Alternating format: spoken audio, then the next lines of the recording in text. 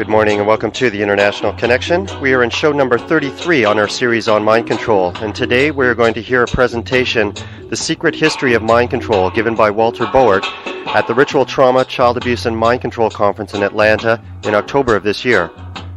Walter Bowart is an investigative journalist and author of one of the original books about mind control in the late 70s entitled Operation Mind Control. And now, Walter Bowart. I guess Walter almost needs no introduction because he was really probably the first person to publicly write about mind control and its origins and so forth. His book, Operation Mind Control, is available, and his table in the back, and I think it's available as a membership, right? I've got a plug built Yeah, in. good, great. He's prepared. Anyway, most recently, Walter was involved as a consultant in the making of the movie Conspiracy Theory, and some of you may have seen him actually interviewed for an HBO special promoting the movie. It's the first time I ever got to see what Walter looked like, so I would recognize him when he came. Anyway, he has a Freedom of Thought Foundation, which he will tell you about, and he's going to share his information with you, so welcome, Walter. Thank you. I'd like to thank some people. I was going to save it to the end, but I want to get it right up front since a couple of them are here. I'd like to thank Mike Coyle for what he contributed to this.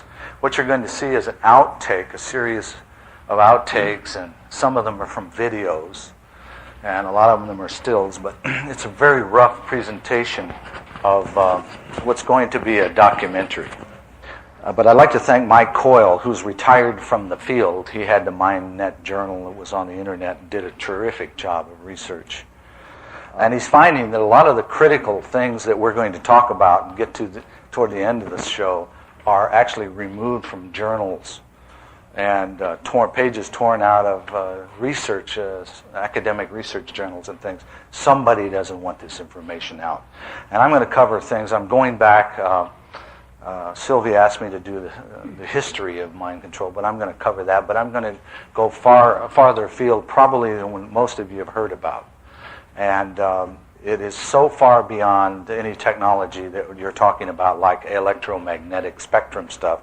We're into post-quantum physics here, and now we're working with physicists.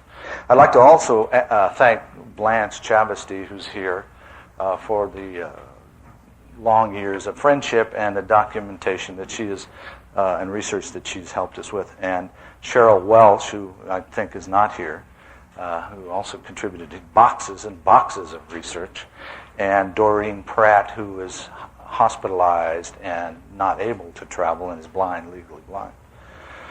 And you'll see some of her work in this presentation. And I'd like to thank all the members of the Freedom of Thought Foundation for their assistance and friendship and guidance over the 20 years that we've been doing this. So, the title is The Secret History of Mind Control, which you've looked at that slide long enough, and see if this works. The big key to the thing is that only the small secrets need to be kept. You can find out just about anything the government's doing by going to scientific journals and research, but the big secrets are kept by public incredulity. And your study and your experience is in an area which is not secret. All this has been known for a long time. But people don't want to believe it. And there's like a great deal of denial in this thing.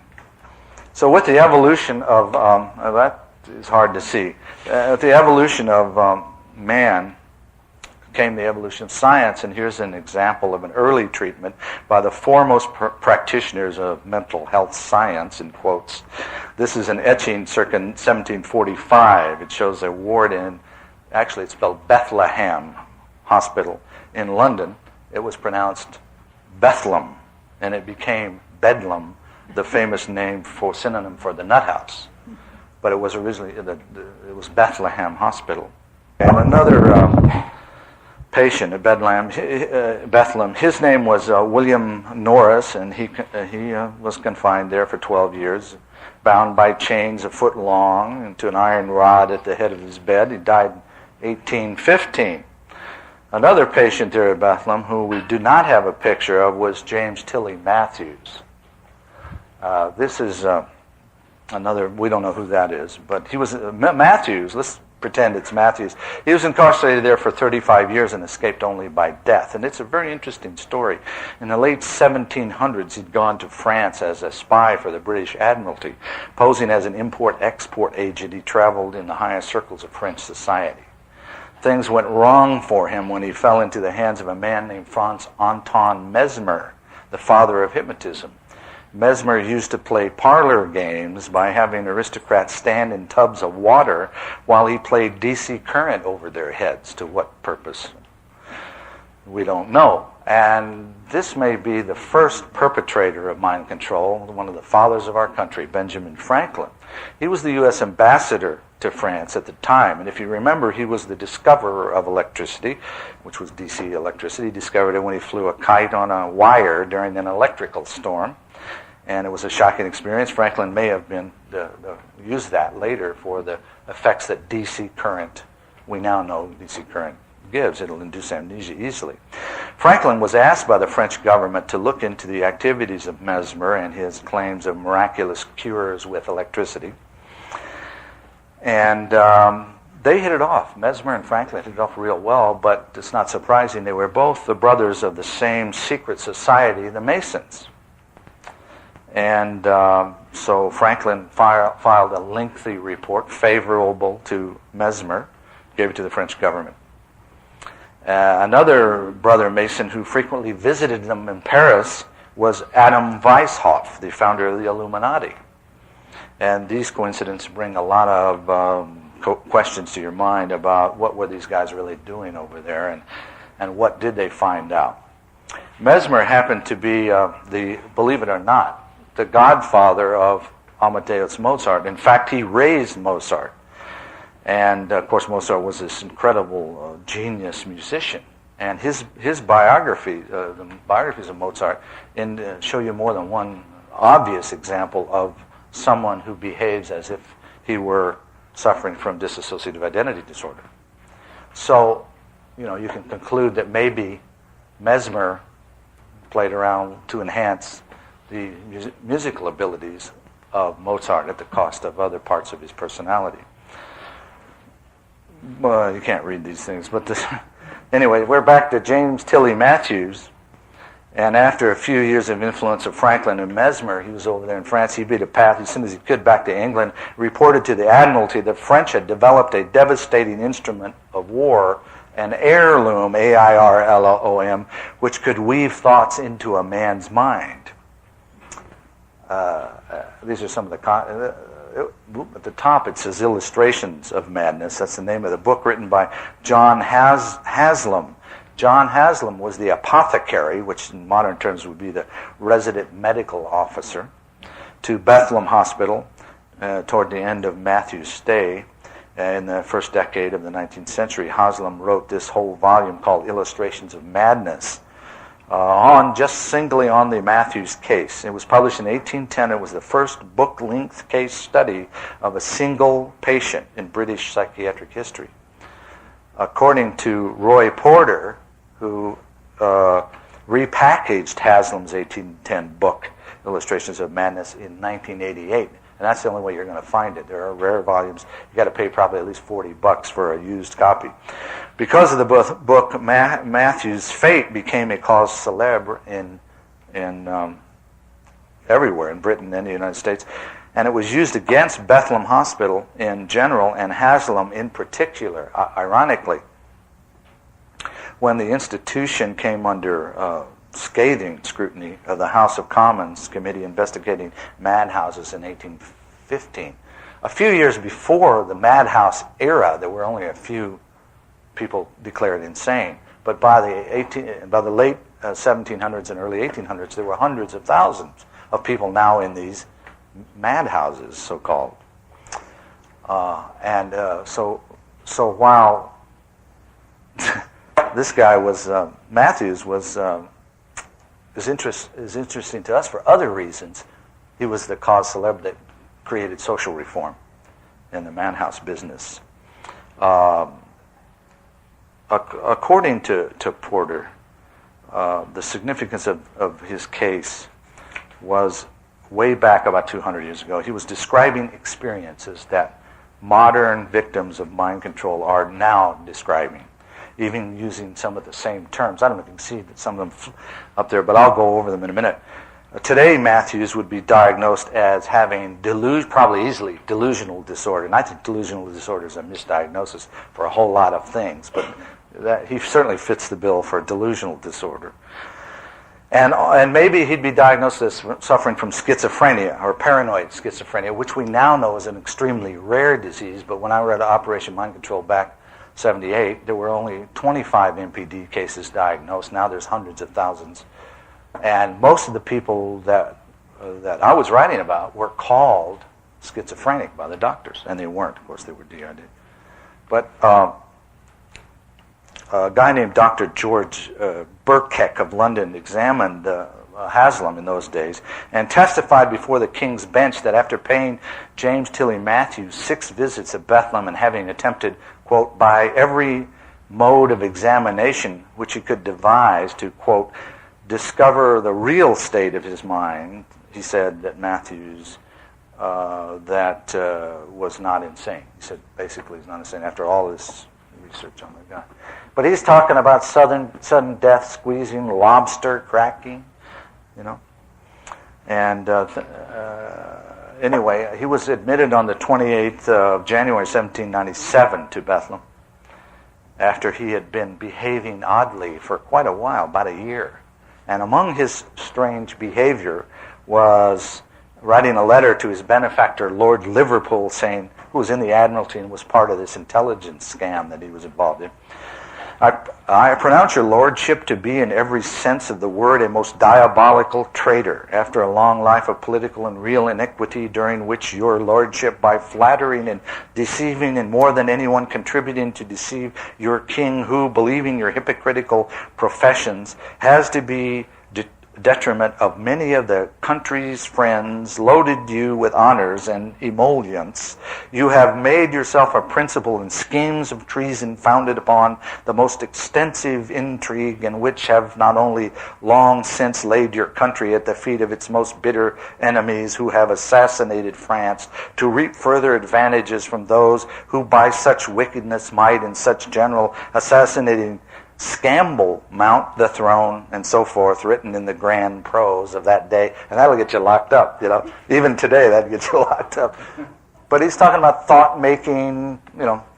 Haslam, the doctor that treated him in those days, said, in this situation, he continued for many years, sometimes an automaton, moved by the agency of persons hereafter to be introduced to the notice of the reader.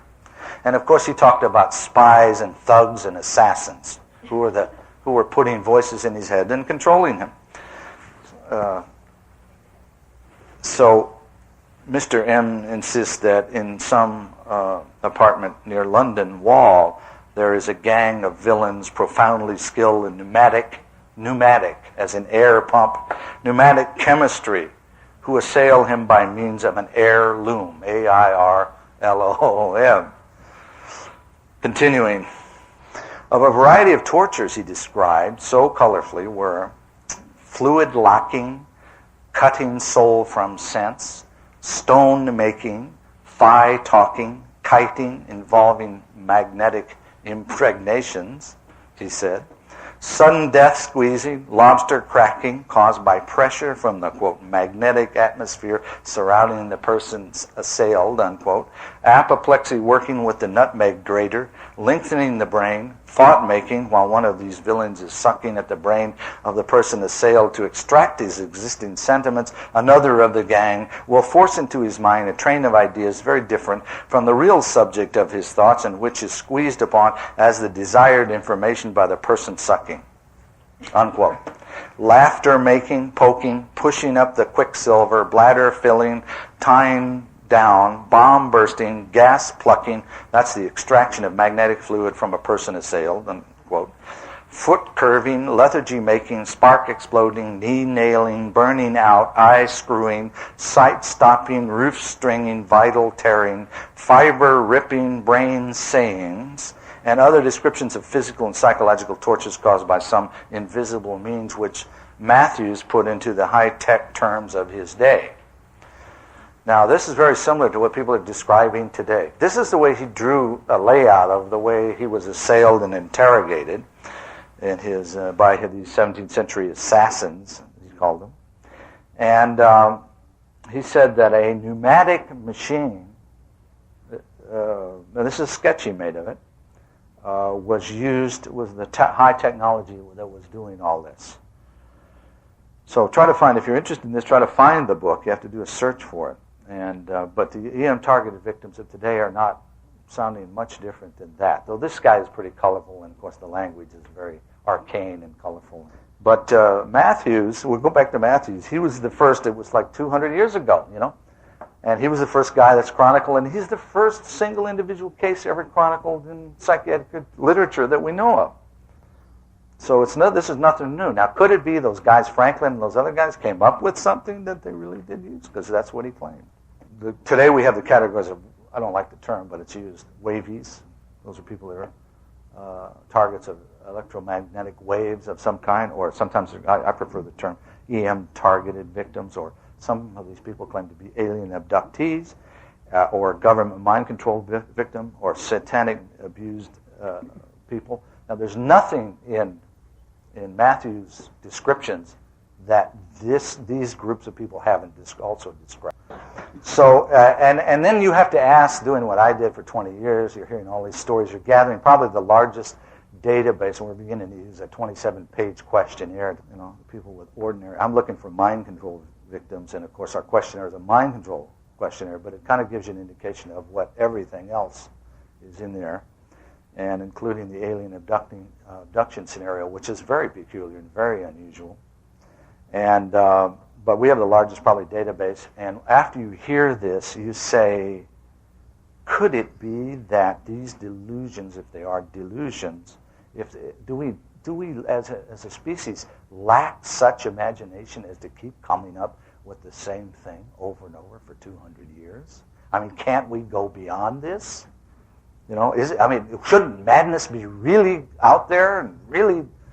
But something's happening here. There's a pattern to this, and you hear people who don't know each other, who have no contact with this thing at all, who've never read a book on it, saying the same thing. And they can sit down with some people, some survivors that have experienced trauma abuse and trauma-based programming, and compare notes, and it'll be the same, and it runs true. So this is later. This is already now in the early 19th century. We've got the Lavery electric phrenometer. It was a high-tech of its day. It was intended to accurately measure the bumps on your head and so predict the nature, type, and behavior of individuals who'd hold still for it. And it was taken very seriously for a while until somebody said, hey, there's no database for this, And this guy, again, early 20th century, Mental Poisoning. It was a popular book written by a psychologist in the early days when people were hearing voices. Mental poisoning, he talked about, And then we got more scientific, That's the obsolete version of Colin Ross's book. And he made a contribution to the field by doing that research. And but here we go in the 1920s or 30s. Everybody was hearing voices. Everybody. And all you had to do was turn on the radio. And there was no need for implanted electrodes to control your behavior. Here's a Nazi rally in pre-war Germany. Students of Marshall McLuhan will tell you how radio created Nazism, the blitzkrieg, and mass obedience like nothing before it. As one psychoscientist put it, the stentorian voices of the mass media are more universally powerful than the indiscriminate persuasions of any mind-altering drug, right? And most of the survivors in this room probably don't watch a lot of television, right? Does anyone want to confess? Okay, but, Never own one, yes, because it certainly is true. That's a powerful thing. Now, this is a guy that the Freedom of Thought Foundation, we're going to have an award, and all of you will have a chance to vote on who's going to get the first one. It's very expensive to make those little statues, and I'm hoping nobody will pick it up so we can just peel off the brass plate, every year and present the same one. And I don't know who. Well, we have a few candidates like Jolly and West is a candidate, Martin Orrin is a candidate, there's 2 or 3 others, but they'll all be on the ballot, and we're getting this organized. But I've been working on this brain, which is about this big, and it's gold, and it's fried black, and it's broken off, and it's got 2 electrodes in it, and it sits on it looks like kind of like a beer can, kind of scratched. It's all black and gold, kind of a nice looking thing. And it's called the Mengele Award after Joseph Mengele, this guy here. That's Joe. And he was one of the mind control men, from the Ubermensch, And there's nothing like opening your skull and letting your bare fingers run through someone's brain, I suppose, or freezing human beings to near the point of death, and then finding that through trial and error that the easiest way to defrost someone is to put them close to another naked human body. And these are just a few of the brutal experiments, though some of that was valuable for hypothermia and all that understanding. All of them Joe Mengele did in Nazi concentration camps, and all of the records of his research are now on file at the National Archives. And we should probably get them all. I think some of them are still classified, too. But these are the people that he's working on. These are his subjects. And, of course, Mengele was fascinated by genetics. And I haven't really addressed genetics in here, but that's a whole area of research, and most survivors realize that it's multi-generational. Most sons and daughters of Masons realize that that's part of the Masonic belief, is that if you program or if you train or educate, or whatever the word is, a person for 2 or 3 generations, the knowledge begins to breed true. So we're heading that way, and these twins were part of Mengele's studies, and they did a number of things. Twins appear to be telepathic. There's an amazing thing. Of course, with NLP, you can understand how that works. In our workshops, we just demonstrate what looks like telepathy by mirroring and matching. If you can sit with somebody, match their breathing pattern, and establish an incredible rapport, you will experience, if they're sitting there in a state, imagining sitting on a mountaintop and the wind's blowing or whatever, you'll pick up the wind, and you'll pick up all the sensory experience that they're having. You might not put it together the right way. You might say, I'm driving in my convertible and the wind's in my hair or something. But twins are known to be, because since you can't match any better than twins, but they suffered great atrocities at the hand of Mengele, and they are here, and they have been interviewed. And that's the last picture that we know of that was taken of Dr. Joseph Mengele, who was said to have been in Arizona in the 1960s. The persistent rumor is, but of course then they say he wasn't. He was down in Argentina, and he died down there. But yet they're not sure that those are his bones, and so forth. And it is also a persistent rumor that he was one of the scientists that were brought over in Project Paperclip. We know he worked on a farm in Germany for a few years before the end of World War II. And there's the question of the green programming and the 2 proteges he had that were sent to Harvard and all that. And I'm sure you've heard this in the lore, but there's no proof of it. Of course, we won't, again, I keep harping on this, we won't find any documentation or proof until we repeal the National Security Act. Because as you begin to research in this thing, and I've been smashing my head against the National Security Act for 20 years. I mean, it's just impossible. They do whatever they want. Colonel Fletcher Prouty's a friend of mine. He said, they're over there now. He lives nearby. You can look out the window. He says, they're over there now. See the lights on? He says, they're Xeroxing forged documents to give to us. So you won't, and the National Archives is locked up as far as this stuff goes. Anything that's useful, anything that's about mind control, and we'll get back to that in a minute. There's so many doctors. I guess Colin Ross is writing a book about, he's following up on some of our research and that we did back in 25 years ago, and he's found out he's gotten the papers of Dr. Esther Brooks, and Esther Brooks knew Milton Erickson, who I think was a great guy myself, but he did work for the government, and they all knew each other. And Ewan Cameron comes in, and it's just it was a who's who of everybody that worked in the psychiatric mental health profession of that particular generation, my father's generation. Sociologist as well. And it's been going on for 50 years. Guys like Robert J. Lifton, even, who's thought of very highly, worked with Dr. John Mack, the alien guy, the UFO guy. They had a partnership that was in a little company that was funded by the CIA's MKUltra project, And the National Institute of Mental Health, all the universities were used. You know the story, and if you don't, you can read Operation Mind Control. It gives you a big list of all this stuff. I mean, it's just scratching the surface. And I hear some of you gasp at some of the stuff. You read Lifton's book, The Nazi Doctors. That's a pretty good, interesting study of how it takes up off of the obedience to authority kind of thing. How people can be made to do things that they wouldn't ordinarily do. Lest you gasp repeatedly throughout this presentation, let me generalize. Virtually every psychologist, psychiatrist, sociologist, cyberneticist, and so on, of that generation previous to mine, worked either wittingly or unwittingly for the CIA. The CIA, through a number of cutout organizations, co-opted the entire mental health profession and put it to work on mind control.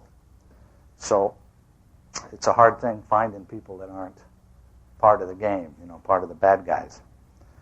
A few years after the end of World War II, about the time the CIA was being founded, and one of their first concerns, 1947, the Soviets engineered a show trial against Roman Catholic Cardinal Mindszenty, who appeared before a kangaroo court in a trance and confessed to everything he was accused of, which a few years later he couldn't remember. The CIA looked into this and they said, they've got something that we don't have. We need this, We better look into this. And so that's just in case you don't know. It was a fledgling agency in those days. We're celebrating its 50th anniversary, and I got a big kick out of George Bush standing up next to Richard Helms, who went to jail and was convicted of lying to Congress. He was the director of the CIA, and he's singing this man's praises, saying what a great patriot he was. If you're a patriot, you lie to everybody. You lie to your country. That's how far our morals and ethics have fallen. And so they wanted to duplicate. This is something off. This talks about that. This is. Anybody read that?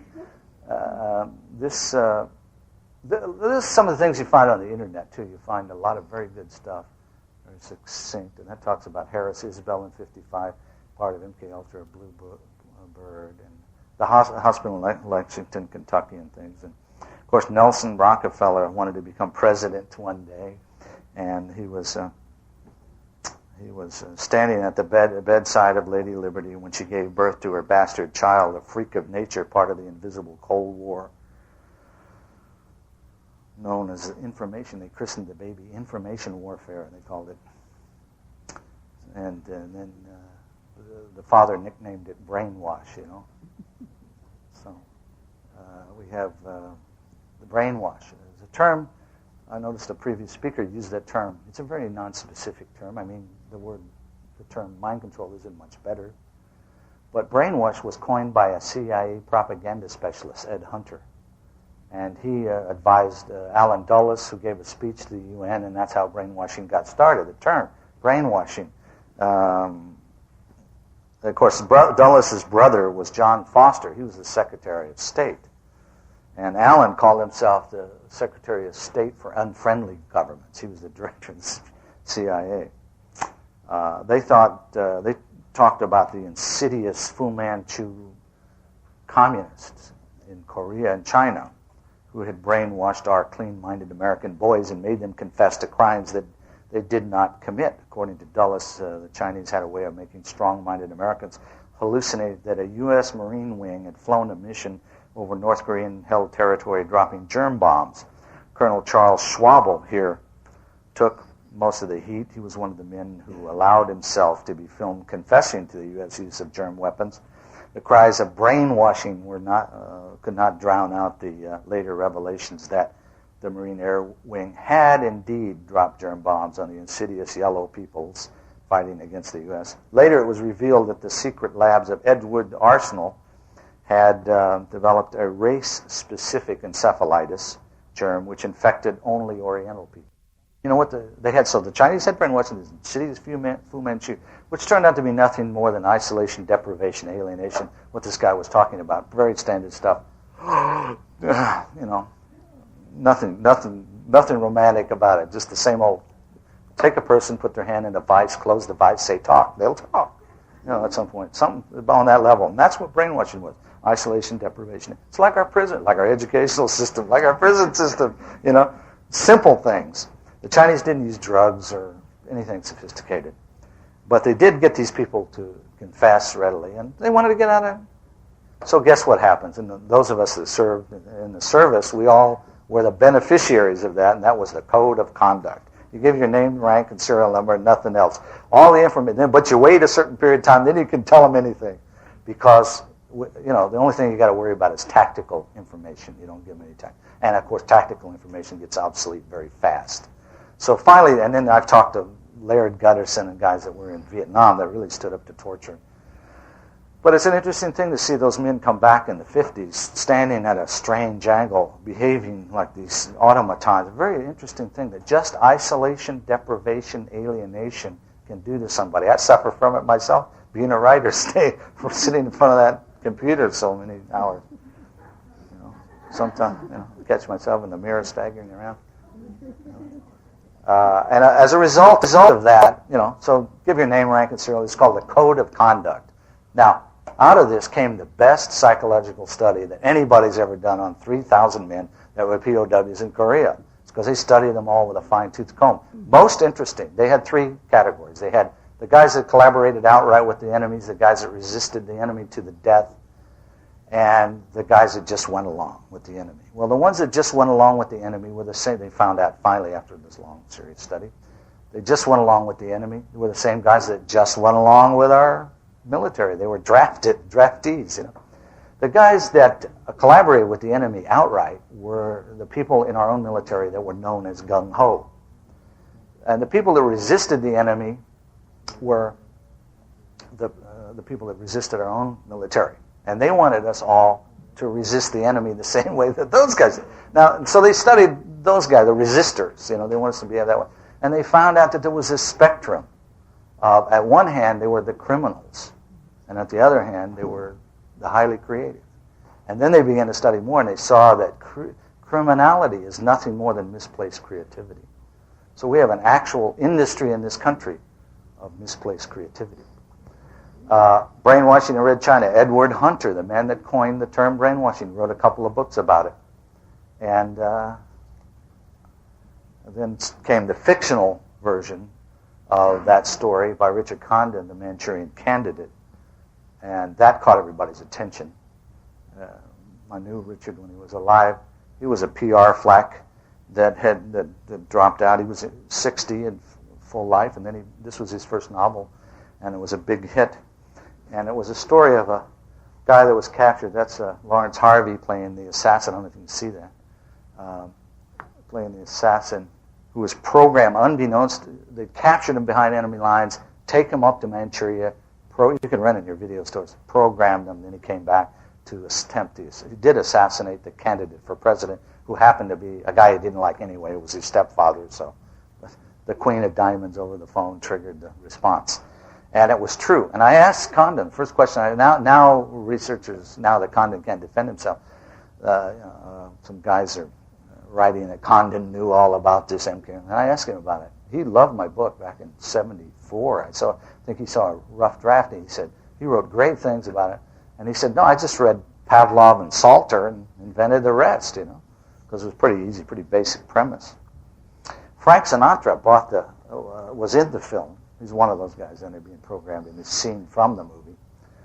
And it's an interesting movie to watch. And Sinatra owned a large piece of the film. And when Kennedy was assassinated, he pulled the film out of circulation. And it remained out of circulation for probably 15 years or so, which I thought was interesting. Maybe he knew something about the assassination of Kennedy that we don't know. These are some of the 1940 stills that I found of soldiers under hypnosis being marched around and, demonstrating before others. And of course we know that these common things now are, once this in 1978, this was my show. I went all over the world. I had these slides and a few others. But this was shocking to people. They didn't know you could be made to do something against your will and without your knowledge. They didn't know you could do mind over matter kind of things with your body, control blisters and what have you. And I learned from Anthony Robbins when I saw 200 people walk over a bed of coals as long as this room. We were trying to do the Guinness Book of Records, and 60% of the people got their feet burned. Well, they walked on mesquite, which had the hottest fire and had oil in it, stuck to the feet. But 60% got burned, 40% didn't. Now you explain that to me. Andy Weil, the New Age healer, he's an MD, but he was there, but he wouldn't walk. He knew what a hot fire was. So scientists did it. So, oh no, that's who got his thermometer on. But we know you can control blisters. And Kathy O'Brien tells an interesting story about being burned between her breasts by nitrous oxide and having a Baphomet, which is a demonic, like star, goat-like figure that was used by the Knights Templar and has a whole history. But apparently Noriega was very superstitious, and she had a message, she claims, from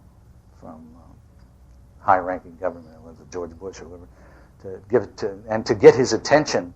Her handler gave her the cue phrase, and that Baphomet appears, which she'd been burned with nitrogen or nitric acid, while in a hypnotic state. But it would only come out during that state, so it was programmed things. And things like that can be done and have been repeated in laboratory experiments. So, but in 1940, they were doing that. And of course, this is I just threw this in as a filler because what we're talking about is how to divide your mind. Now, if Daddy hasn't already done it, the mind, I don't know what this guy said. He said it happens at an early age. It's got to be emotional. True. But he didn't say it's got to happen before you can speak. The real DID has to happen before you can talk. So that's a very early age, probably a year around it or before. And all of us that know a lot of MPD stories and everything, realize that there are personalities and different identities anchored to various body parts. I have a great video of the most wonderful little lady. She's on our website, Patty. And I've never seen anybody react like this lady. She's like a school. It's like she herself is the schoolhouse, and she's full of children trying to burst out. And it's almost like her eyeballs move sideways, and one comes up and says, "Hey, what about me?" And the next one. And she can't control this when she gets started. So I was trying to do an interview with her, and I said, let me anchor your executive personality, who's she's a volunteer for certain police things, and she's got her take charge personality is very competent. So I wanted to anchor her in that. So I said, let me touch your knee, and every time, if you go off into another person, I'll touch your knee, you come back, this is your executive, right? So I thought I had anchored it pretty good. Well, in the middle of the interview, she's this little kid again. So I touched her knee, and she says, "What do you think you're doing?" She says, "You're just touching my knee with your finger." She says, "They used the cattle prod, And then she looked at the camera, and my girlfriend was the camera woman, Pat. And both of them were Pat, and they got along great. But she had this great big old studio video camera, And she says, we did that before, but there was never a woman running the camera. She says, we were making blue money. And I didn't know what blue money was, which is child porn, as it turns out, later. This is a doctor on the right, B.F. Skinner, and Mrs. Skinner, and his daughter, their daughter, Debbie Skinner. Now, he was at Harvard. He's respectable. This is at the apex of science, this kind of research, He used to work with a lot of pigeons and chimpanzees, but this is his daughter, Debbie, and of course the box, they said, kept Debbie from being disturbed, awakened in her sleep, and they could carry on and live a regular lifestyle, and Debbie was protected from traffic outside, and it was air-conditioned and everything, and Debbie looks pretty happy there. Remember that the beginning of, you heard a lot about Pavlov, and the Russians have always been big fans of our dark side of our science. And of course they love, I'll get to that in cybernetics, I'll get to Norbert Wiener in a little while, but they loved a guy named J.B. Watson, who was the founder of behaviorism. And Watson had an illegitimate child, little Albert, which I was surprised to learn that this was his child. And it was with the nurse who worked for him. But in those days, just because you had a child out of wedlock, you didn't tell anybody. So not many people knew. Well, Watson finally got defrocked, and he went to work for Madison Avenue. And he's the father of mind control in advertising. But the most interesting thing about Watson was here's his little baby crawling along, little Albert crawling along on the floor, and they want to condition Albert. So, and they had a little bunny rabbit, white bunny rabbit, and they let the bunny rabbit out of the cage. And as soon as the bunny rabbit would emerge, little Albert would say, "Ooh!" and he'd go running for the bunny rabbit, or crawling toward the bunny. And he got to a certain proximity of the bunny rabbit, and Daddy would drop this big steel bar clanging behind little Albert that made him jump and cry naturally. And he did this repeatedly till little Albert was afraid of anything white, anything that moved that way, anything furry, all of his life. Now, little Albert, the son of the founder of behaviorism, and little Debbie Skinner, the daughter of one of the leading proponents of behaviorism. And if you understand behaviorism, you know it works. It is a science, and it is uncanny. Both of them committed suicide in their 20s.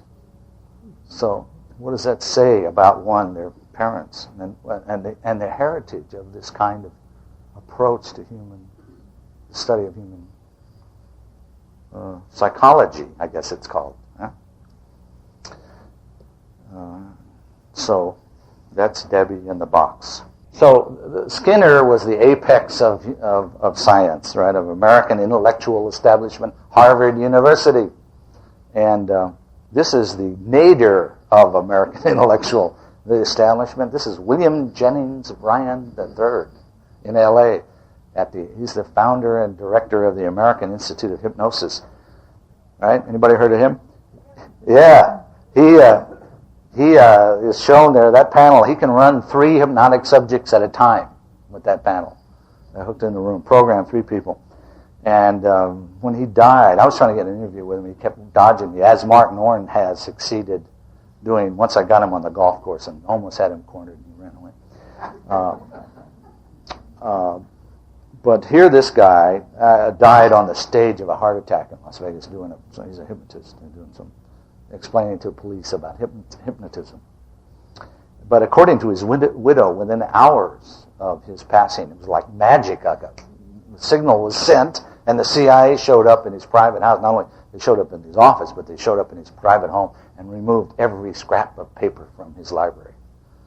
So there is reason to believe that he was, as is alleged, the programmer of perhaps Sirhan Bishara Sirhan, the assassin of Robert Kennedy, and maybe one of the programmers of Candy Jones, who was the #1 pinup during World War II. I think that's Candy Jones. She was Betty Grable was the #1 and she was #2 or something like that.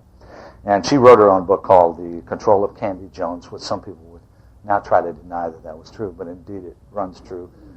She was programmed to commit suicide at a certain time by jumping off a cliff. Her husband she married a guy. I think the only reason she married him because he started loosening her programming. His name was Long John Nebel. He was a talk show host in New York but he was an amateur hypnotist, and he started working with her. And you can reintegrate just like that, unbelievable. No matter unless you're continually re-stimulated, you have your natural tendencies to pull it all together again and reintegrate. But he was working with her, and suddenly she remembered, gee whiz, I went on all these trips in Southeast Asia. She remembered having her hand in a box with the scorpions stinging her and all kinds of other things.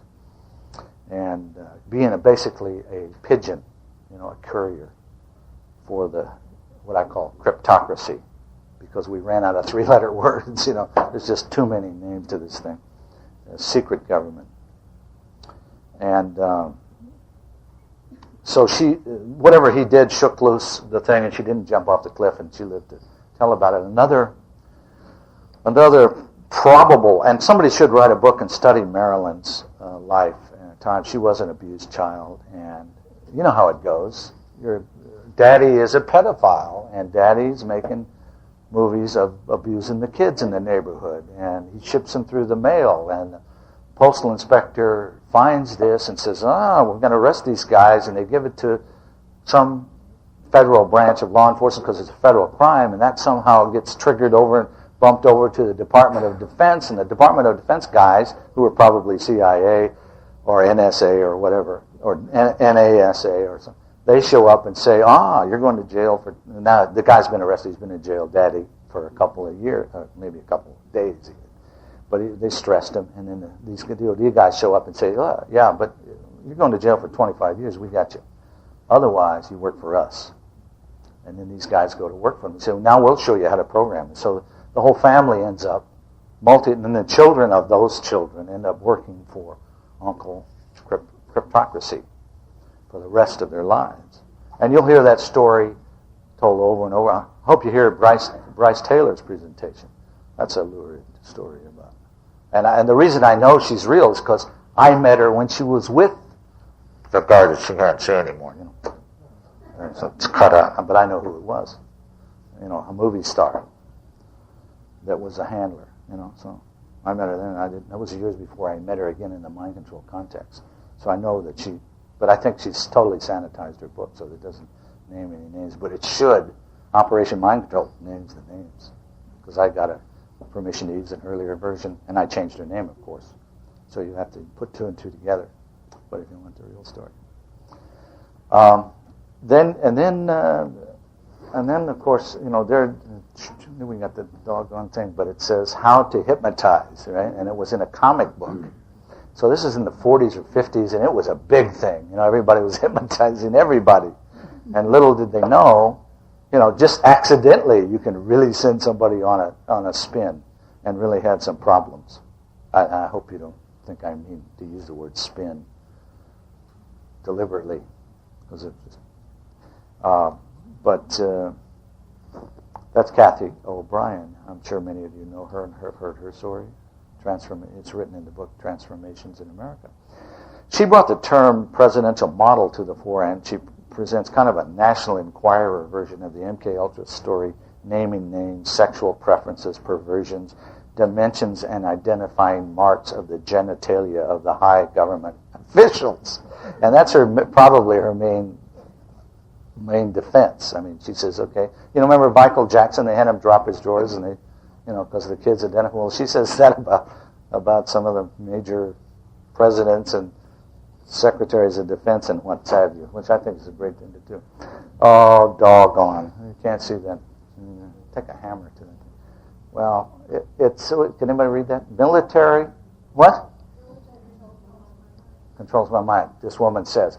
So she calls it monarch there, mind control subject, and that's the picture of, in proportion to 4 columns of newspaper. It was a little picture about this big, you couldn't see what it was. So it gives the name of her shrink there, and I called up the shrink and I said, boy, can you tell me, or can you put me in touch with this lady? And she called me then, this lady, and I use a pseudonym in the book.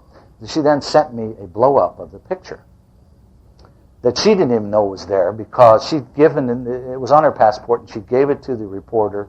The reporter spilled coffee on it. Oops, but they had a negative of the picture. So the reporter blew the picture up and sent it back to her, and she was surprised to find these 2 images on it.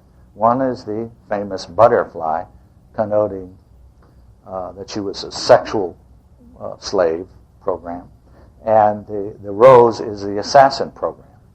Now, we find in Operation Mind Control there's a pin for evening wear. You wore the butterfly pin or the rose pin.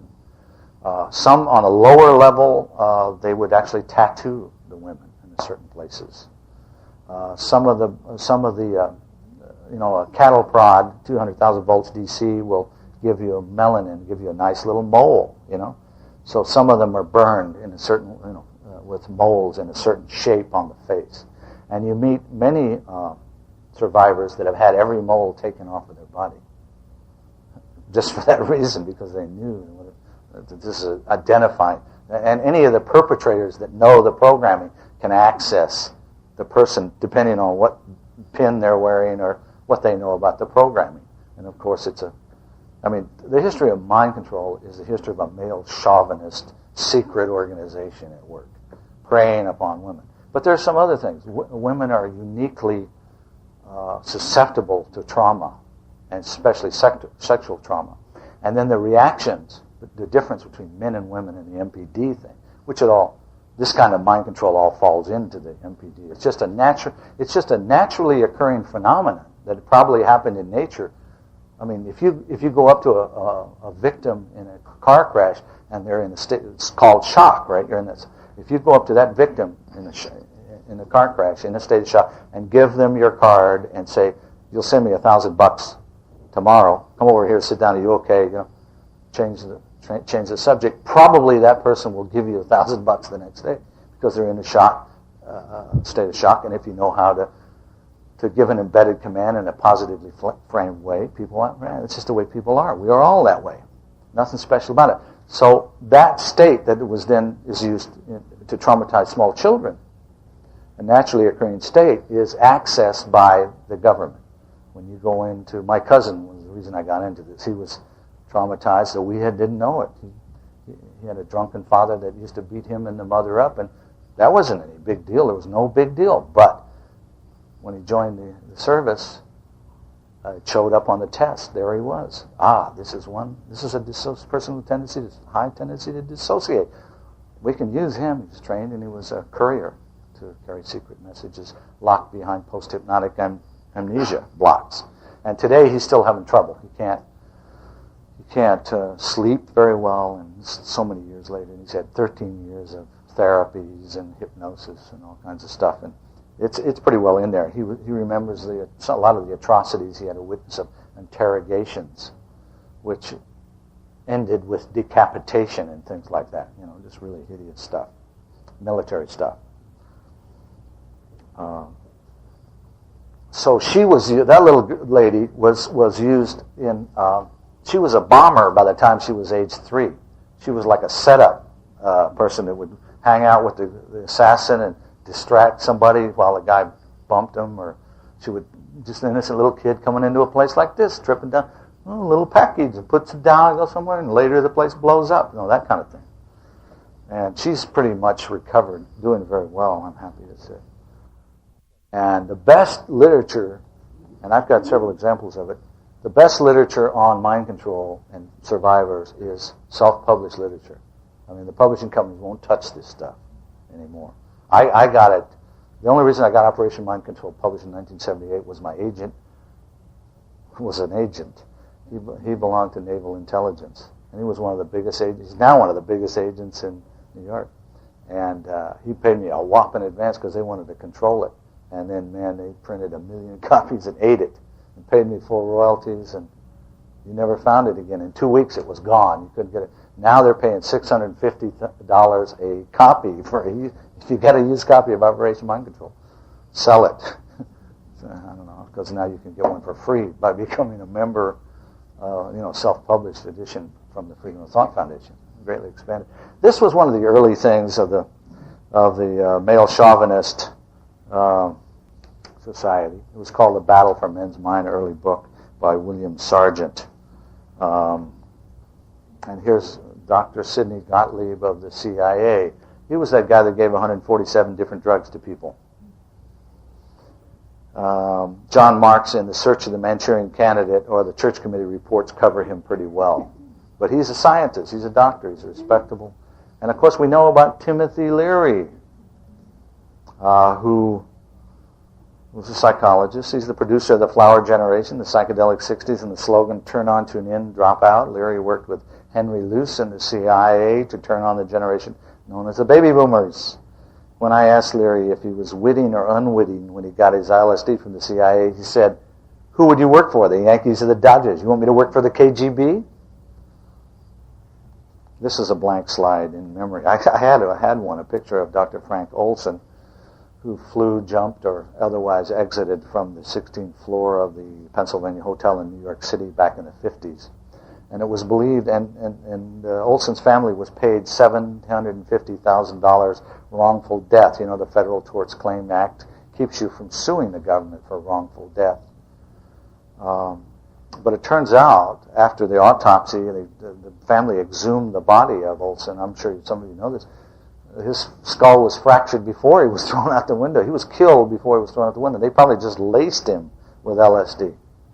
He was an Edgewood Arsenal chemist, and he had qualms about dosing people against their will and without their knowledge at Edgewood, and he objected. So they killed him and threw him out the window and made it look like a suicide. Okay, and now the family is suing under there's a different law, and maybe they'll get some real money out of this because it was. These guys should all be. I mean, the culprits should be prosecuted, but we can't prosecute anybody until we. What are we going to do? Are we going to repeal the National Security Act and then give everybody amnesty? Man, there's a lot of criminals. There's a lot of murderers. All right, so this is Harold Blower. I used to make a joke and say on his ass before the government put him there forever. He was a tennis pro. He was given an overdose of a mescaline derivative by the CIA. Every minute of his death is chronicled in cold blood descriptions in their classified files. You can find it quoted verbatim in Operation Mind Control. Like Olson's family, the survivors of Blower were also paid a $250,000 by Uncle Sam, but they're suing again because he was a private citizen. He didn't sign up. Now, you get the idea, right? If you sign up for the government, you're going to give your life for the country, right? The National Security Act suspends all your civil rights. You get it? After you've given your life for the country, since they didn't need it and you survived, they're going to use anything they got, your body parts, your mind, your soul, anything. That's the way the game is played. Most of the victims of mind control are government-related, maybe second or third generation. Our files contained very detailed debriefings, drawings, sketches of like high-ranking CIA officials' daughters. Now, why would they do that to this person that's now a very competent secretary, who and is being harassed and tortured since he was a small child, by some incredible technology that is more advanced. So she is not one of the DID kind. This is unbelievable. But of course, Walter Reed is a place where they program people, and here's one. This story, I just got this recently from Blanche, I think. Sang a song to Jenny next, incredible true account of the secret U.S. raid into China. In 1978, I'm in San Francisco doing a talk show for KPIX TV. Normally, they bus in women's clubs, and there I was. The bus broke down, and I'm left with nothing but the phone lines, which was fortuitous because a commander in the Navy called and said, I was on the Black Pajama team working behind, and they sent us to Walter Reed, and now we all have cardboard memories. And this is the story of one guy, not the same guy, I think, that I talked to. But this is probably the same story of mind-controlled soldiers operating behind enemy lines. The CIA documents tell of 1954 project to create an involuntary assassin. Now, that was in the 70s that was published. That's one of the English editions of Operation Mind Control as it looked. That one's worth $650 on the used book market. This is The Mind Manipulators by Alan Shefflin. That came out a year later. Journey into Madness, Gordon Thomas I think he's Irish, and he's like kind of believes, seems to me, this is just my opinion, he kind of believes like an Irishman. He says, like, why mess up a good story with the truth, And so he takes wild flights of, probably untrue things.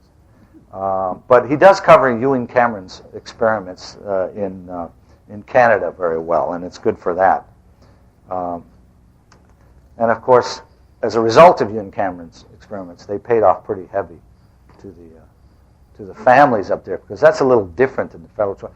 See, Cameron, these people weren't in our government, and Cameron was working under the payroll of the CIA for a long time, and he was doing these experiments for the CIA. Cameron, at the same time, was the president of the American, American Psychiatric Association, American Psychological Association, and he was the head shrink for the Nuremberg trial.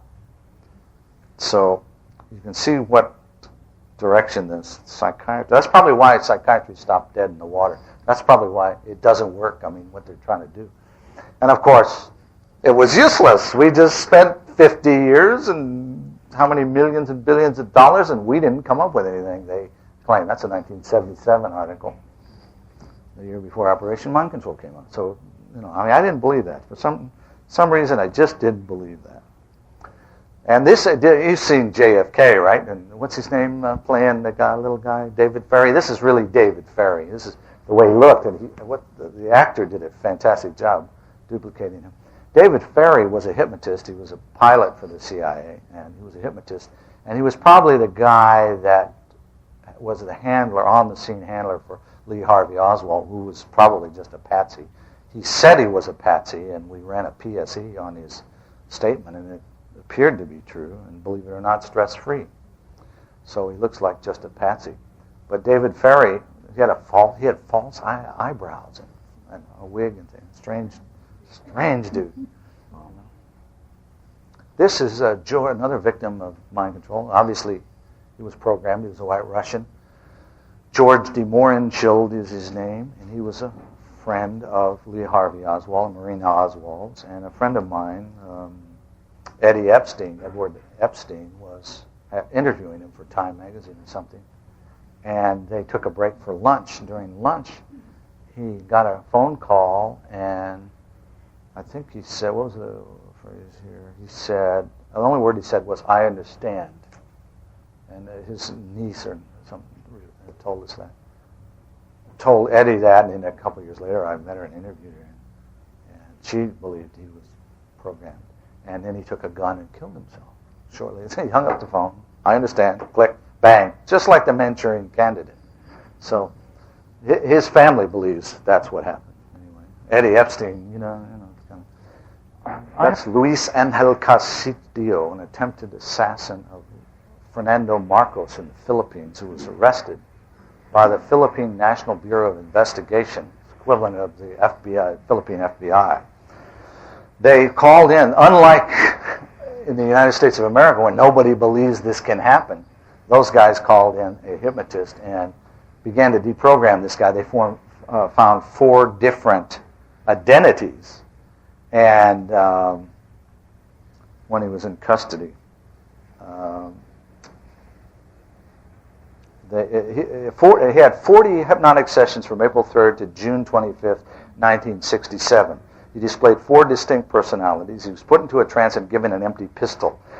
In the first personality, he would follow whoever was talking with the pistol, pulling the trigger over and over. In the second personality, he would aim only at the picture of Marcos and pull the trigger over and over. When in the third personality, he would fall off the table. They had him sitting up on a high table. He would fall off the table to the floor and remain motionless. The report said that in the last state, quote, "A pathetic sight takes place. The subject turns his pistol to his own temple and squeezes the trigger as many times as his name is repeated." Okay. And notice his clothes. He's got this little sweater kind of thing, and then notice his haircut and the general look. Sweater, same thing. Right after Sirhan was arrested, same kind of thing. The interesting thing is that they both had diaries. They both left underlinings. They were both repeated things and kind of chanted their program. They both predicted before the crime that they were going to do this, So, that's Sirhan. Oh, wrong. Yeah, okay. Yeah. I had some other pictures of Sirhan. Okay. But it's uncanny. It's the same type. Now, Sirhan is Arab, and he's the other guy is Spanish, some sort of Hispanic background, but they looked enough like to be brothers. Castillo believed that a guy that sounds like Alan Dulles was his father. I mean, it's like you find this in the programming. These sadistic jokes are played, and and Sirhan, as you know, was programmed to kill Robert Kennedy, and did apparently, shot at him, or was in the room anyway. And when in custody, he was visited by Dr. Sidney Diamond, shown here, who was hired by the defense, and Diamond's an expert in hypnosis and defense. And he immediately, Bernard Diamond, yes. And thank you. And who's Sidney? Yeah, Bernard. Anyway, he thought immediately that Sirhan had been programmed by the way he responded to hypnotic command. And at one point he put him in a deep trance and found out he couldn't speak, but he could write the answers. So here's the way it went. He showed him a page of his diary and asked, "Is this crazy writing?" "Yes, yes, yes," Sirhan wrote. "Are you crazy?" Diamond asked. "No, no, no," Sirhan wrote. "Well, why are you practicing? Why are you writing crazy?" Diamond asked. "Practice, practice, practice," Sirhan wrote. "Practice for what?" Diamond asked. Mind control, mind control, mind control is what Sirhan wrote. Now, but here's the guy that did a lot of our work. He's funded by the CIA through the National Institute of Mental Health. CIA gave the money to National Institute of Mental Health, gave the money to Harvard University, gave the money to Jose Delgado, famous neurologist who back in the 50s and 60s did a lot of amazing work. He went before Congress in, I think, 62 or 3, and it's in the congressional record, and he called for a psycho-civilized society in which everybody would have an electrode implanted in their brain, and it would be for the benefit of us all. We'd be wired. And I know a little kid that's 15 years old, and he's a cyberpunk, and he can't wait to have that because he wants to know the baseball scores. He says, "Why do I have to remember all this?" I mean, you know. And there's a stimoceiver transmitter and receiver in the brain of the bull at the right places. And the bull didn't really even attack. That's a puny bull, if you ask me. And Delgado looks like a real chicken, and he's backing up. And he has the cape, but he doesn't have the sword. And he has the radio transmitter. And when the bull gets to a certain point, he pushes a button, and the thing goes into reverse. I mean, it was unbelievable. It's when you see it, and you can get that. And I've seen it even on educational television shows about this. A&E, Investigative Reports, did this. It was called Bad Trip at Edgewood. See that mouse and the cat? That's a famous thing from the 60s. That's the Edgewood Arsenal. We'll come back to the cat. And the headquarters of Edgewood Arsenal, Fort Detrick, Maryland, Institute of Development Research. They started out with monkeys, of course, and they tried everything like gas and injections, and that led to human experimentation. But this is a cat on LSD. And this cat is afraid of these mice, and it keeps leaping away. At one point, and it's the movie. At one point, the mouse gets brave and attacks the cat. You know, okay, you're going to run, I'm going to charge. But it was unbelievable. It's unbelievable to see that, and that's a famous experiment. They used a lot of LSD up. Of course, they used a lot of LSD up. Of course, they cornered the market. I think they went to Sandoz Labs and bought every existing dose of LSD. This guy, Bill Jordan, is a medical volunteer, and he was a lieutenant colonel. He was probably the highest ranking volunteer, and they thought they were going to get gas or something, you know, like tear gas, and they give him this incredible 100 times the normal dose of LSD.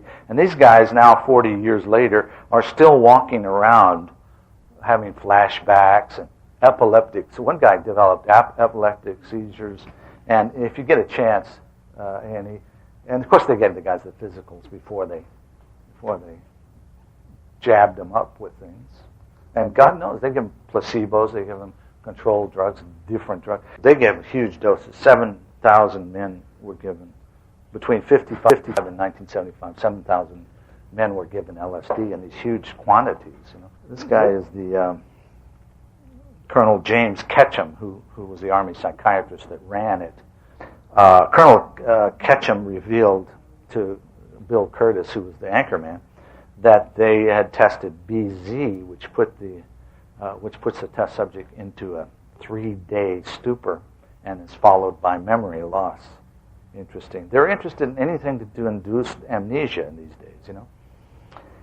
And one of the test subjects did try to sue the government and got to the Supreme Court and was turned down because of the Federal Tort Claims Act.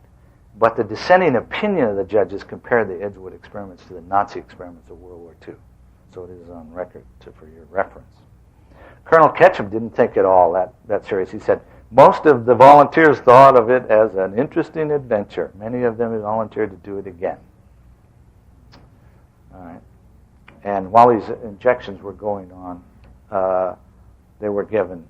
Other things were being done in Lexington, Kentucky. They were being given, if they took LSD, they were, Lexington is a federal drug rehabilitation. I don't think it's rehabilitation. I don't think there is rehabilitation in the prison system these days. There's no concept of it. But in those days, I think they still called it a federal rehabilitation project. And they would give them rewards of heroin if they would take LSD and other things. You know. And here's a guy in such a stupor that he can't, sit down even. You know, he's being assisted from the doses. This guy starts out, this is early on, he starts out playing solitaire, and pretty soon the cards are all over the table, and he's just a mess. And this guy, I think, is counting spiders on the wall that he thinks are there. And, of course, they inject it, and this guy's breathing some gas, what they measure. They injected gas form. And then they filled a whole room full of BZ, or a toxic gas, and psychotoxic gas. And then they would put the guy in the suit to see if the suit protected him. And, of course, they started out with animals and goats. And this fella says that it made him violent. It changed his personality. And he hasn't had a relationship with his family for 30 years because of it. And, of course, that's what they wanted to do. The BZ and some of these other drugs were known to produce violent reactions. One of the things that they experimented was PCP, which is angel dust, which is now, a quote, recreational underground illegal drug. This is a group of soldiers walking through a crowd of BZ, and it brings to mind some eerie scenes in a movie I'd recommend you to rent from the video store called Jacob's Ladder. Jacob's Ladder is a movie really about the Buddhist afterlife. The guy's already dead. I shouldn't give away the story, but he's reliving his life, and he was part of the Army BZ experiment, which did take place in Vietnam. But it was very much like this. It looks very much, they reproduced in the movie the whole feeling of this kind of monstrous experimentation is there in its fiction. And Lyman was another medical volunteer. Now, of course, here's Richard Helms, and here he is lying to the President's Commission on the Assassination of President Kennedy, which was one of his first big lies documented. And then he went on to lie to Congress, and that's when he got sentenced to some time for that. And the object was, of course, always influence. Here's from Defense Intelligence Agency report, task number 7, T72-01-14. Parapsychology can be harnessed to create conditions where one can alter or manipulate the minds of others. This is from Hans Ulrich Gresch. He's a PhD who works in an alcohol rehabilitation program in Germany today. And he was a victim of mind control. He was actually he's an American citizen, but he was born over there of military parents and raised there, and he was used in some kind of mind control experience. And since he's a psychologist, he talks about all those things that he talks about MPD and hypnosis and drugs and all the other stuff. And this thing can be found on the internet, and it's probably 40 or 50 pages long. This is Alan Frey's early research when he was with GE, and it's the human auditory system response to modulated electromagnetic energy. In other words, we're going to put voices in your head by remote control from a distance. And that was in the 60s, and there's several other Frey, and Ross Adey is another guy that did the research, Rossadey. He was at California, Riverside, and he did a lot of research on microwave, modulating microwaves so that you hear a voice from a distance. There's a guy in New Mexico that's in Operation Mind Control that will sell you, like a microwave weapon you can keep in a paper bag. It's about the size of a radar gun.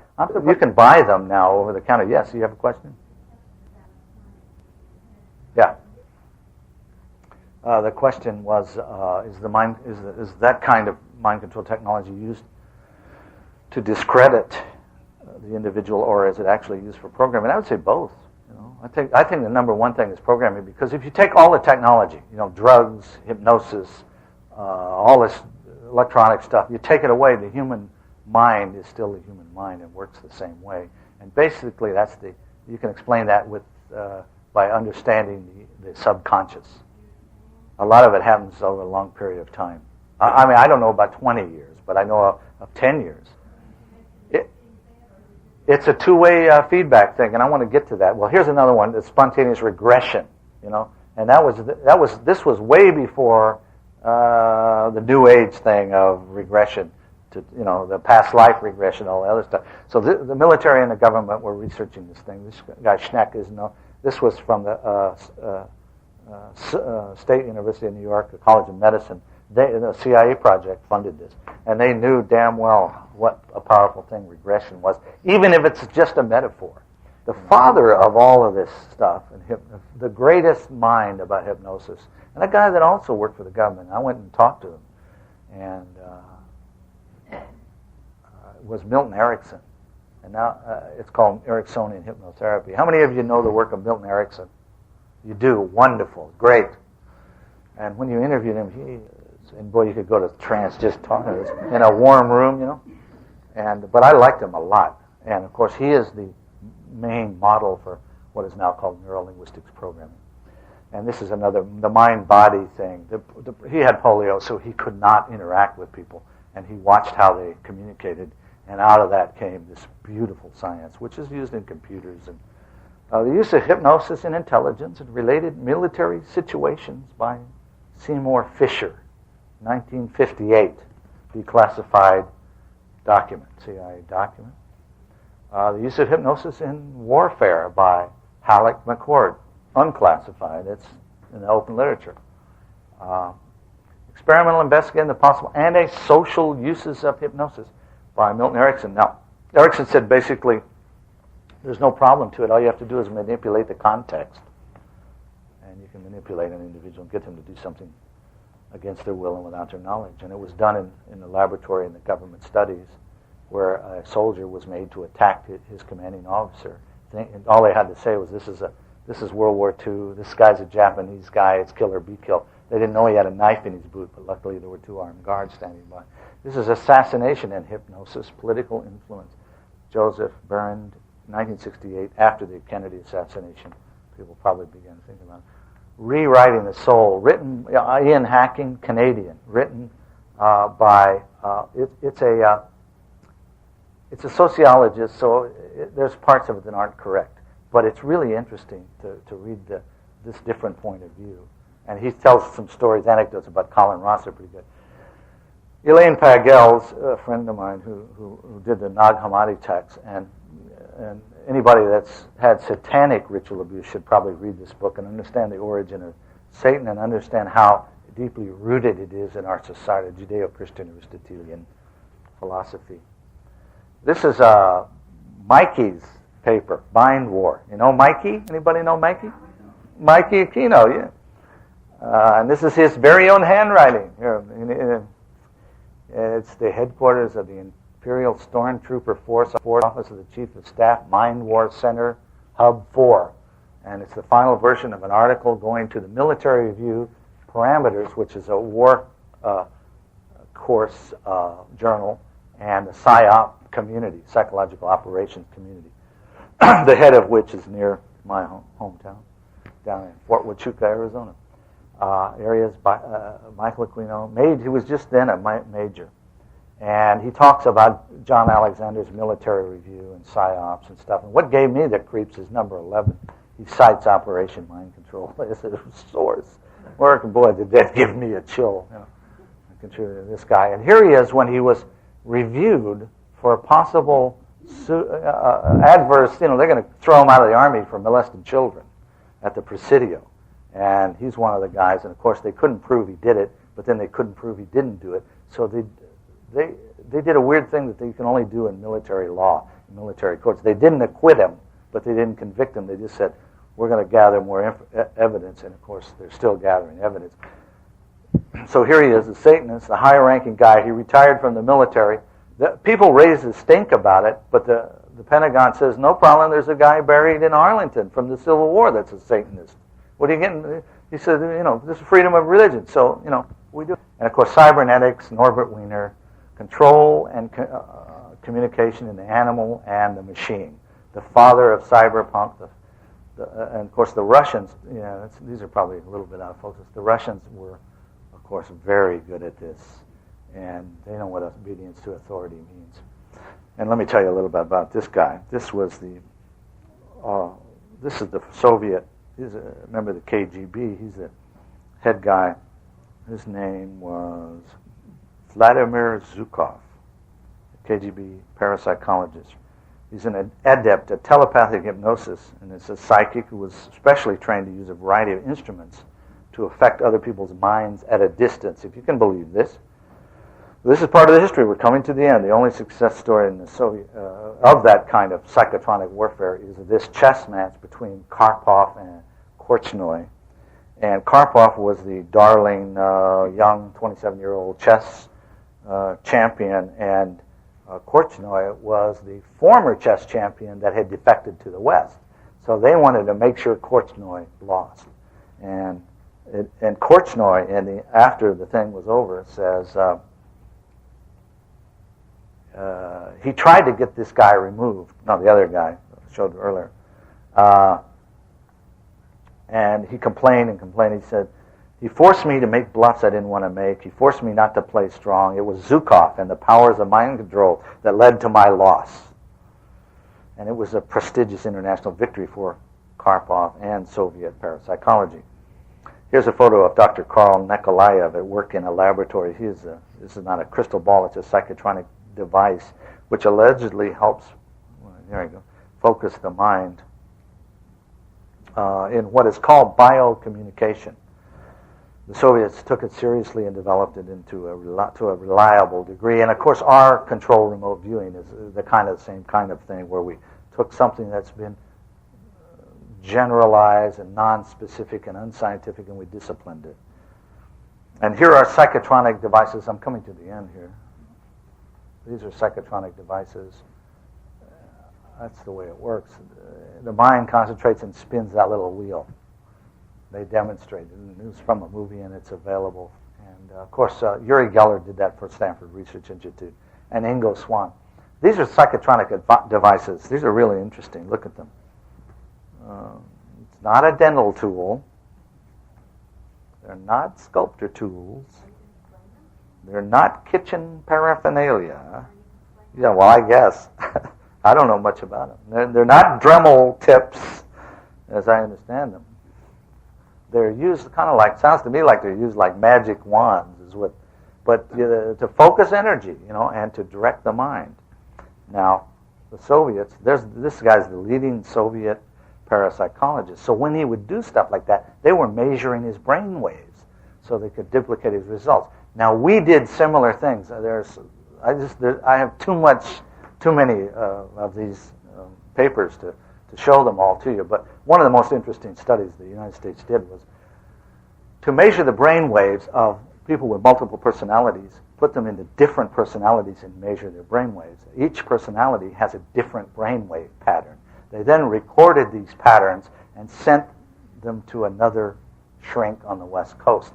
They then sent the subject to that shrink and told the shrink, play these signals back. I don't know if they played them I think they played them auditorially.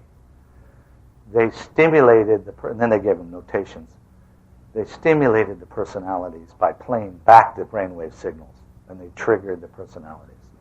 Yes. A little bit, not really not. I haven't, huh? Yeah, I'm sorry. The question is, do I know anything about the Phoenix Project and Preston Nichols and the Montauk Project? Yes, I'm familiar with it, but I don't have really anything to say about it, because you have to really get into it, But there's something in one of his books, one of those books. I don't know. It was him. He collaborated with a guy named Moon, didn't he? Peter Moon. In that book, I think it was the last book. At the end of the book is a frequency. I think it's 375 megahertz. Is that right? That, I think, I've talked to a lot of people about that. That's worth looking at, because I'm going to get into something that relates to that in a minute. But I'm not going to shoot down or promote anybody's, raw data like that. This is a psychotronic factory where they're making psychotronic weapons in the Soviet Union, and the parabolic mirror looks like it would. For those of you who would like, you just concentrate your mind and it focuses out like, you can become your own CNN. It's like an amplifier or something. No, I don't know. But I'll go back to that if you're interested in that. I don't know what it does, but I mean, they were seriously doing this. I mean, it's not just, those of you who have experienced some of this stuff are not. So, but these are for you who want to tinker and build your own. Take a look at this one, close up, which I don't know what you can do with it, but try it. And there it is, non-lethal weapons, non-lethal warfare. It's being sold, being promoted in this country for law enforcement, and is the most dangerous step that we can take. That kind of psychotronic weaponry or any of the other non-lethal weaponry, because, and especially since the military people and the law enforcement people will be the first targets of it. The term non-lethal, the term non-lethal is a misnomer because they are lethal. This guy's book, great work. If you don't, The Body Electric. Most of the stuff he talks about, Dr. Becker, most of the stuff he talks about is obsolete, however, today already. But it's a must-read if you're a serious student of this stuff. And here's the pictures of the transponder. Everybody's claiming about having implants. And most of the people that are claiming that they have them are claiming that they come from extraterrestrial sources. These are terrestrial implants, and I'd have to read from the manufacturer. If you're really interested, I'll send it to you. But there's a whole catalog of this stuff. This is a 1960s technology. Now they have different sizes: small, medium, and large. They have some for pigs, goats, dogs. You can buy them in your veterinary store. These are the small ones. You see that's the tip of a guy's finger on the bottom. So that's like the technology, electronic technology. Okay, this is all obsolete. Nanotechnology is where it's at. They talk about implants. They don't have to do this stuff. If you want to implant a transponder in somebody, it's going to be the size of a molecule today. And it's going to be run on an energy source that will last more than a human's lifetime. You'll be dead, your body will be decayed, and that thing will still be sending out the signals. So nanotechnology is where it presently is at as far as those kinds of things. I'm real close. Okay. All right. And they're talking about putting it in teenagers, with the idea of tracking them. And this is an interesting thing. This is Dr. Gwen Dean's comparison between thought reform on the left, which is a Lifton stuff, ritualized abuse in the middle, and abduction experiences on the right. And this is one of her earlier things. There's a bigger one. I've got it in the slides. We're going to skip it. But this gives you the essence of the thing. First, trivial demands enforced.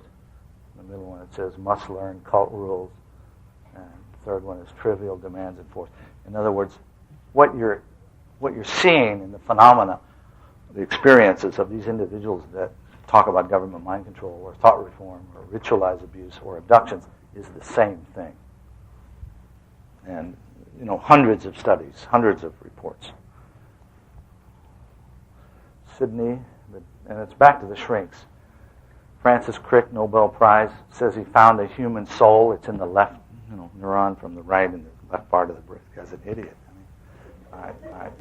But this is the problem with our science. These guys, he won the Nobel Prize, he discovered DNA, but he has no right to talk about the human soul. It's a theological question. Microwave Harassment and Mind Control Experimentation by Juliana McKinney. You're aware of her, I'm sure most of you are. And she was the, what was it called, the harassment program that is now defunct. Cheryl Welch and other folks. That's Ed Light, who runs the Mind Control Forum. These people were on CNN and got a hatchet job when they came out, and of course they didn't find any signal. They came out with all this instrumentation to measure the environment, and they found all kinds of pollution in the environment, but it's the normal pollution, and of course it had nothing to do. The scientists said, no, we found no reason why these people should be complaining, like Ed is complaining here, of the sounds and the hurt and the pain and perhaps voices in his head. And then, so that's, now you're being left, try to tell somebody, you're hearing a voice in your head, they can't. Every time you're making love to your husband, there's the voice telling you how to do it or how you're doing it wrong. The most intimate times in your life, there's a voice talking to you. When you're sleeping, there's voices talking to you, lights shining at you. 24 hours a day, year after year after year. You go to a doctor, he looks it up in this manual, and he says, you're delusional, or you're paranoid schizophrenic, or there's only 4 basic things. Hearing voices is 4 times in there, basically. All those things, but it doesn't work. And then they give you a drug and suppress the symptoms. And what does that do? You know about the radiation experiments. A lot of the mind control victims were used in the radiation experiments. Many of them have Graves' disease, lost their thyroids, and because mind control victims don't talk, or they can be stopped from talking, so they were used in that. At the end of when the President's Commission on the radiation thing, Transplant Trial, Alan Shefflin's book, they don't believe in hypnosis, so you can't be made to do something against your will in a court of law. They just don't recognize anybody that's ever had hypnosis is discredited as a witness, which is, it's like a bunch of simpletons. Multiple personality disorder and criminal responsibility, very important document written by a UCLA law professor. You can't read it. Ellen, what's her name? Sachs, S-A-K-S. You need that. You need to read that. It's a long thing.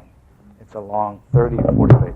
Yes? DSM-4 has a new category called the options book. Oh, yeah? There is something called spiritual problem. Really? It's the first time that the DSM people, the committee, Really? has acknowledged there's something called a spiritual problem. Wow. And what they're defining it as, they did it in 4 sentences, unfortunately. The proposal was 11 pages. Uh-huh. And it was a miracle that they accepted it. And what it's saying is when our previous religious, when our actual spiritual experiences that are going on right now are not in alignment with our previous religious experience.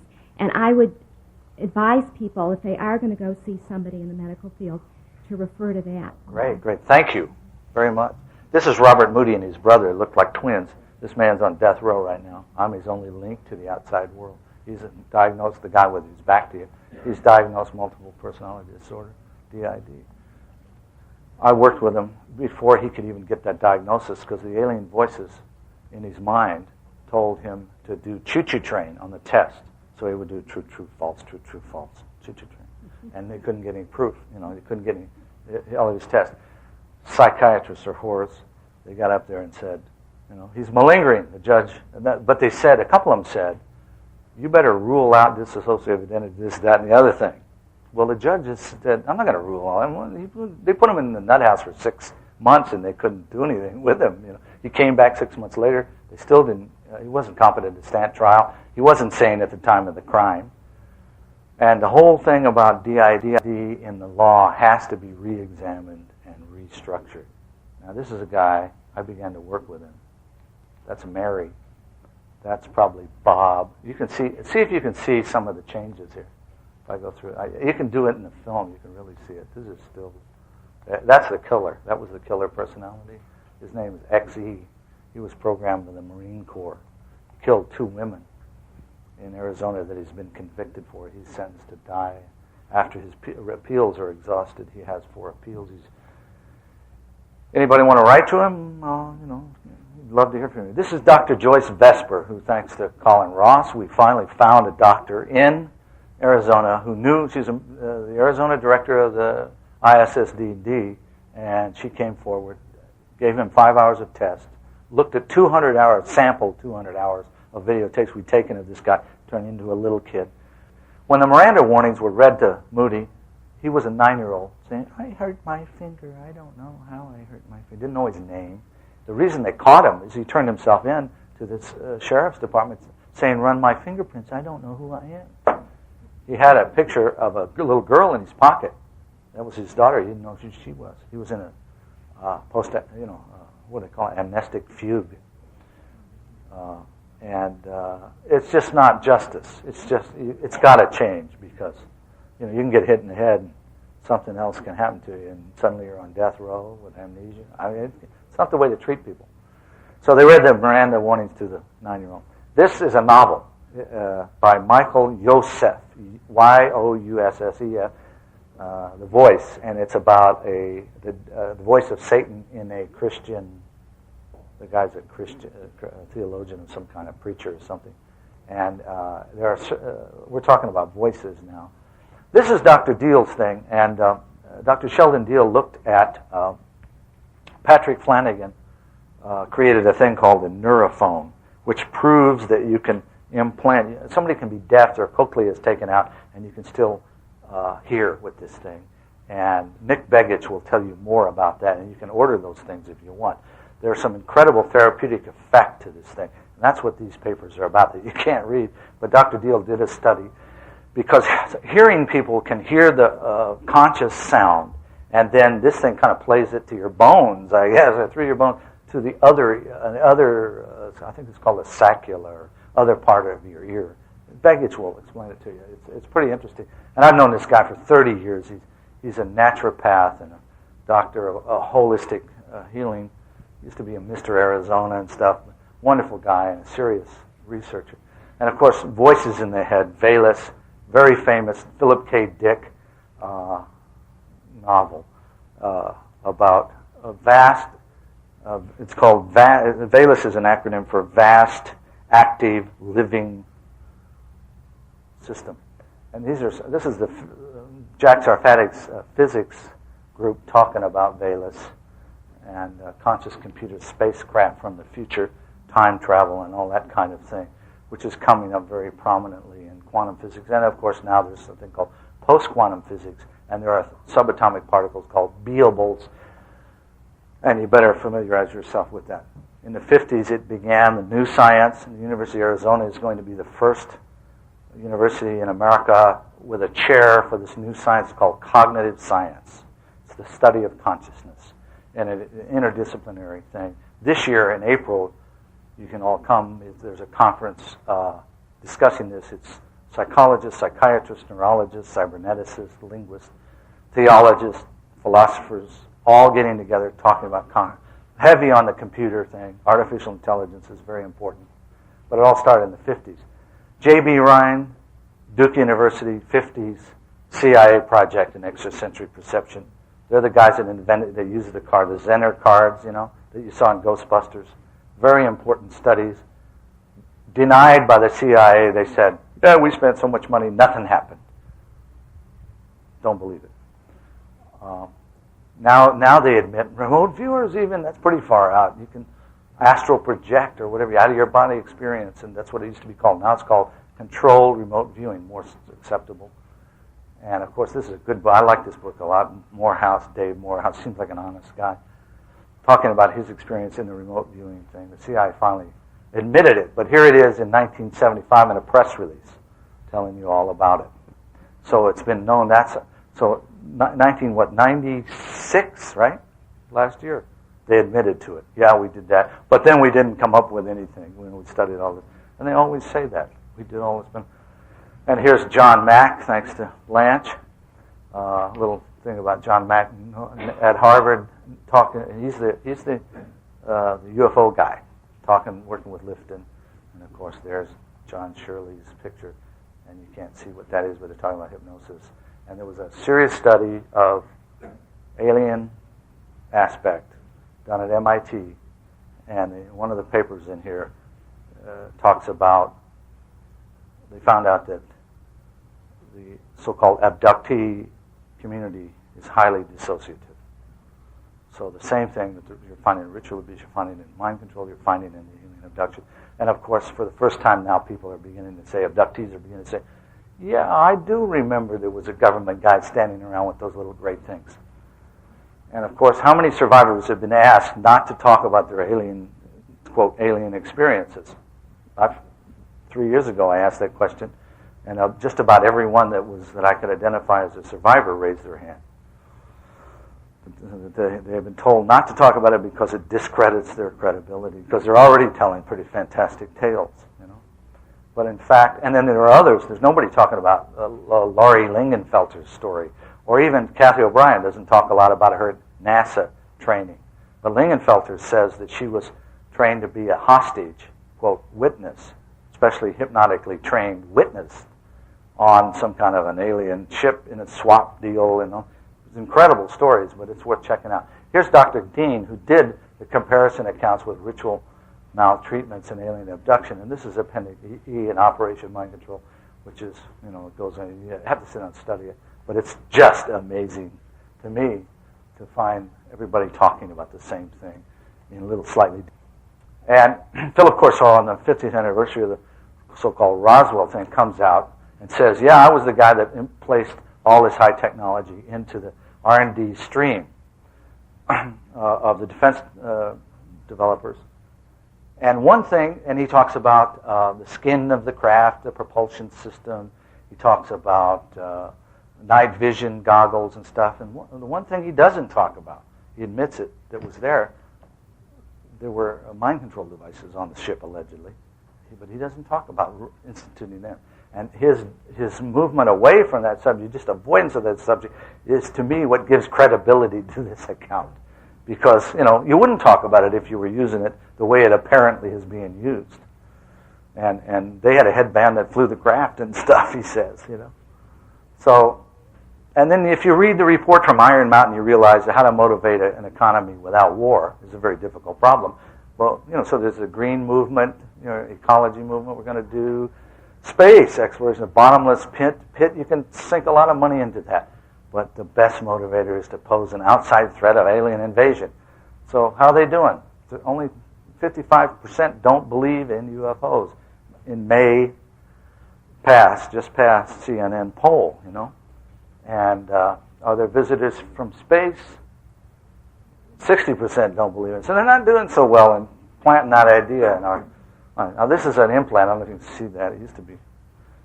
But anyway, you can see that implant that comes from the UFO community is quite a bit different than the one we showed before that's actually in production. And you've got to read about physics, so you might as well start with Tim Allen. It's a pretty good book on basic physics, about quantum physics. He wrote a book on it. Michael Persinger, neuroscience in Laurentian University, is blindfolding people and putting automobile helmet with solenoids and playing magnetic waves over the temporal lobes. And 80% of the women, he claims, have temporal lobe epileptic experiences automatically, frequently from time to time throughout their life. And he says that this guy was funded by the NSA. Oh, Mike. Who? By the Navy? The American Navy. He's a disinformation agent. Well, you know what he's doing, though? He's saying that UFOs are piezoelectrical phenomena from earthquakes. And he's saying that that's what... Yeah. But listen to what he's doing. But what he's really doing is he's demonstrating in this experiment, beyond question, that your consciousness can be altered and controlled at a distance without breaking your skin. Yeah. Well, it's transparent, though. It's very transparent in the research papers and his conclusions. His conclusions don't match his arguments. It's pretty obvious. But what he's demonstrating is that a person can be influenced by magnetic waves from a distance, remotely. That's amazing that he's standing up there doing that. So that's as far as I don't believe a word the guy says. So Jacques Vallée is a science fiction writer. Okay, The Physics of Immortality, a must-read. Frank Kepler. He says you can find God in the codes and stuff. It's great, just a fun read. It redeems you. And this is a wonderful thing, hard to find, out of print. Elizabeth Roscher. She worked with that fellow that just Andrija Puharic for a while. And she's gotten a lot of government contracts. Electromagnetic phenomena and complex geometries and nonlinear phenomena, non-Hertzian waves, and magnetic. Do you know this one? And magnetic monopoles. Have you read that? Write it down, because that's the important thing. And look at this. The whole thing is there. The whole layout of the questions that you've got for can it be? Yes, it can be. It is. It can be, and it has been, and it is being. And then there's Rupert Sheldrake, and if you talk to physicists, they don't pay any attention to him. He's non-scientific. He's only a biologist. Physicists say, we make the machines for the doctors. And we always put only two buttons on. One is off, and one is on. And that's all they can handle. So they don't consider doctors scientists, and biologists are like MDs, and they're not scientists according to physicists. But this is a very interesting idea if you know about morphogenic fields. find out. I don't have time to get into it. It's great. These guys are a hoot, and they're on the internet. Jack Sarfati, Paul Sarag, and Fred Allen Wolf, all of them write books and stuff. They're talking about superluminals, faster than light travel. And the answer to your questions about what's happening to me, including Carl Preberam, he's a neurologist, he talks about DID, MPD on a subatomic level, and that's the only way to address the question. And it's really just like NLP, what he's talking about, the way that tunneling occurs, and it's pretty amazing. And so physics is where it's got to go. I don't have time. But if you want some real understanding of the mechanics of what is going on and what you're going to face in the future, because this new technology, once you've been targeted as a guinea pig, it's not going to stop until you stop it or we stop it. And PQM means post-quantum mechanics. That's the answer right there, the microtubule. When I first saw it, it was drawn by Dr. Stuart Hameroff in this scribbling way, and it's black and white, and it looked like yin and yang. And I said, wow, it's an on and off switch. One is 1, one is 0. In the cytoskeleton of the DNA, which is that structure of your DNA, is made up of things that look like pomegranate pods, represented by the red and the blue. One is a +1, and one is a 0, just like a program, just like a computer. They are programmable by a signal, but there's a back wave, like feedback phenomenon that's occurring. When you understand that, now we don't know what the signal is yet. They haven't decided what that is. What's the signal of consciousness? But this is where they're at, and this lies in this kind of thinking lies the answer to some of the things that people are thinking, whether or not it's just a metaphorical paradigm shift that we're experiencing and anthropomorphizing and living out, or in fact, as I believe, somebody understands how to use that, or they're dabbling with it. You know? Microtubules in the cytoskeleton of DNA. New World Vistas and the Space Powers. You guys, some of you really know about this already. 13 volumes published by the Air Force. And you have to, they predict that within the next 50 years, and I think if they're saying this, that means they've already done it. Because they say, in the next 50 years, we're going to have a been there, done that learning technology. Did you ever see the Brainstorm, the movie Brainstorm? Rent it, see it. That's what they're talking about. They've probably already got it. Whereas you wear a helmet, record your experience on some kind of medium, play it back to the other guy has the taste, touch, smell, sound, sights of the other person as it's happening. Yeah, well, we ran that out. That's it. So that's the answer to me. That's what we have to do.